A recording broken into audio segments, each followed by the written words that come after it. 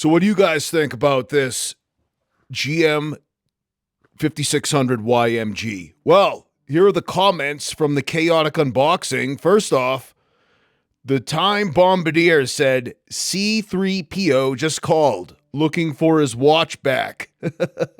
And well, here we go. Here's C3PO, and here is the GM 5600 YMG. And the Time Bombardier is spot on there. This after he says that, yes, it does look the same. And you know, this might not do a lot for the sales of the gold fine metal series to call it the C3PO, but that's spot on. And guys, back in the day, there was this rumor about a Star Wars Christmas special that was just so awful that the guy, what's his name, George Lucas, wanted to destroy it. He wanted it lost. And some of my friends were really into Star Wars, and they were telling me about it, and like nobody had seen it. And when the internet came out, you know, that rumor still was going around, and people wanted to know because the rumor was it was so bad that it was just C3PO, like the actor, wearing jeans, and the jeans were spray painted gold. Okay. So it's like, I don't know, maybe they could have put this watch on him too. Right. Well, anyways, I think that's Star Wars Christmas special finally was released to the internet, and it was really, really bad. Some things were, you know, in the past, they're bad, but they're so bad like that people appreciate them, like even their badness. It's like bad in a good way, you know. Some of my friends like that movie, I Spit on Your Grave, and there was that other one with that guy with a mullet. I can't remember. But there were some movies that are bad, but they're good in a bad way. And this Star Wars movie was bad in a bad way. Then you guys remember that Star Wars Christmas special? Anyways, Time Bombardier spot on with that one. Top Cat says it's cool, right? So he kind of likes that. John RB says to think that someone in Japan with delicate hands and fine gloves spent time carefully wrapping the watch, first with a protective film, then gently into a burlap pouch. Then this watch landed into Jimbo's hands. Boom! Yeah.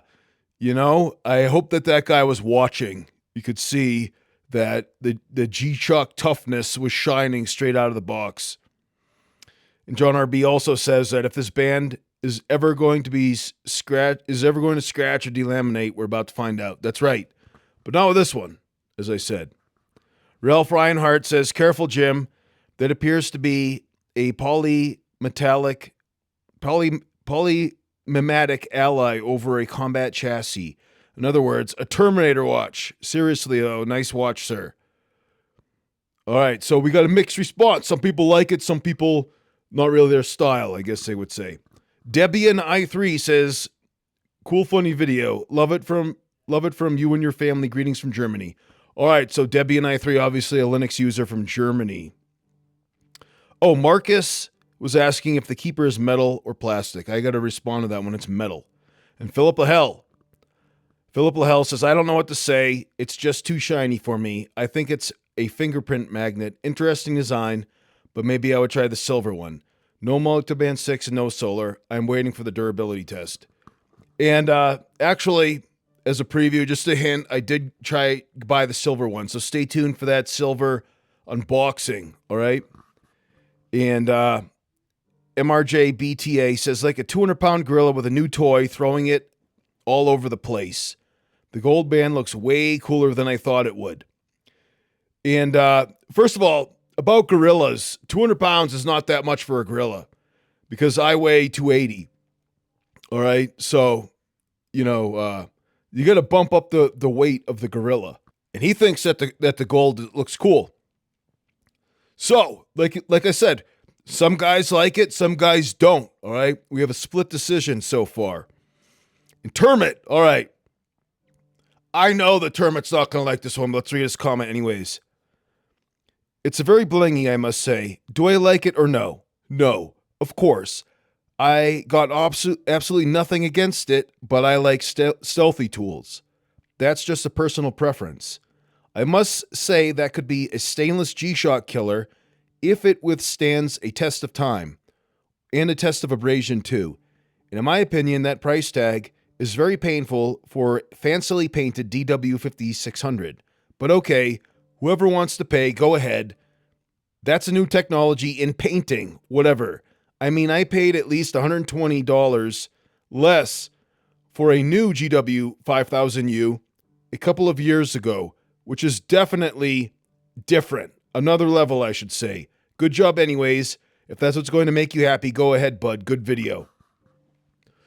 Well, he's calling it painting. He's not fooled by the whole term vapor deposition, you know. And I'm thinking of an idea for a video to get like a GW5000 and take the bezel off and everything, or just put on some blue tape and get a spray paint can, spray paint a GW5000, maybe put a clear coat over it, and then compare it to the vapor deposition, you know?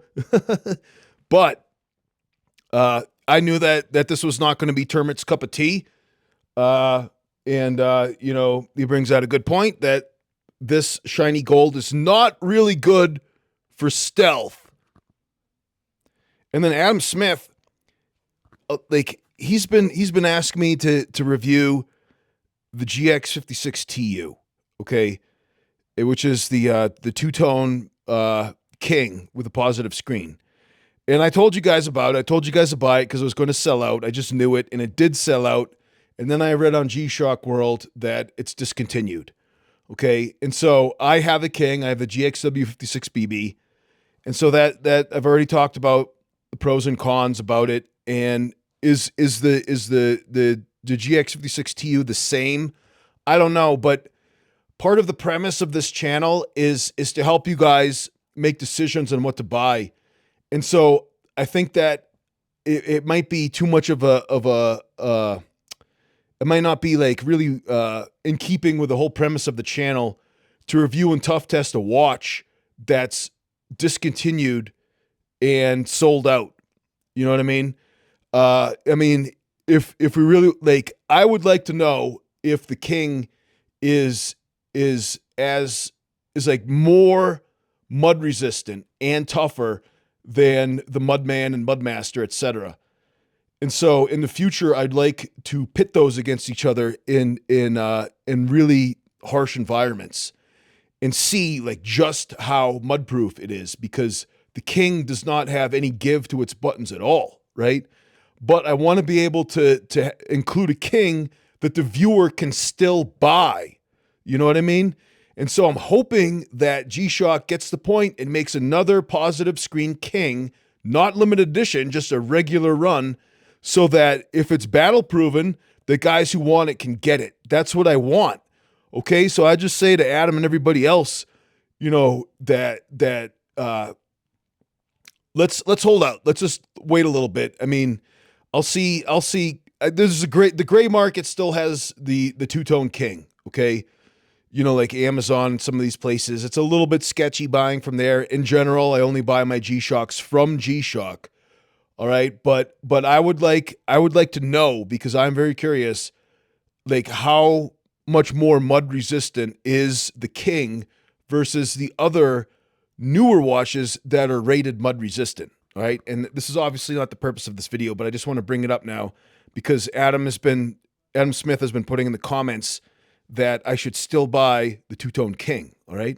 So I made another video that was kind of previewing the whole Fine Metallic series, and there was some good comments in there too.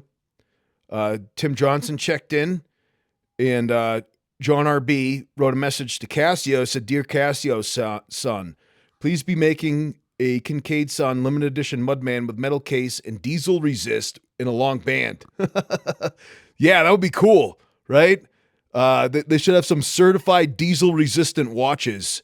I think that, you know, with truckers in the oil field and also diesel mechanics, you know, we should have some vocational proof watches from G-Shock, ones that they are intentionally made for vocational service. And I don't think it's too far-fetched to test watches in diesel. I saw something from the watchmaker Laco, and they tested watches in diesel because they're pilot's watches from Germany. Ralph Reinhardt says the only metal I'm interested in is heavy metal. Yeah, right on. And the Time Bombardier also checked in on that video to say that, think I prefer my resin with a positive display or MIP if it's negative. The steel looks too fashionista and I don't identify as fashionista. Now, the Time Bombardier, he's a dive watch guy, you know, with a metal bracelets and everything. And he likes his tool watches, his rugged tool watches. And so he's not really on board with the whole Phi Metal series. And he was saying what I was kind of hinting at earlier in the video, and that is that I think that this one's going to be kind of divisive in terms of who finds it to be like fashionable and stylish and appealing. Some people might find this to be gaudy, right? Some people might be like, oh, this is really cool. This is like, you know, bussin'. What do the Zoomers say? You know, it's bussin', right? Or bling, whatever. So maybe it might have to do with age. Maybe it might have to do with, you know, whether you're into you know, rap or rock, let's just say. And so I'm interested in how you guys come down on this. Like Termit said, I think that I'm going to be liking the silver more than the gold, but in general, I like silver stuff more than gold. And so stay tuned because like I might have a silver one, right? Ender thought that the balloons that popped out was hitting a subscriber milestone or something. That maybe that's true. Balloons just popped out in the last video. John RB again, he says that I need the Mudmaster. And, you know, that's on the horizon, right? Just stay tuned. Turd Ferguson says the original wristwatch was actually made in ancient Greece sometime around 876 BC. It was made of stone and animal hide. Soon after, a man named Plasticus Maximus improved on it with the world's first hard plastic wristwatch. I did not know that. Wow, I did not know that Turd Ferguson was a student of history.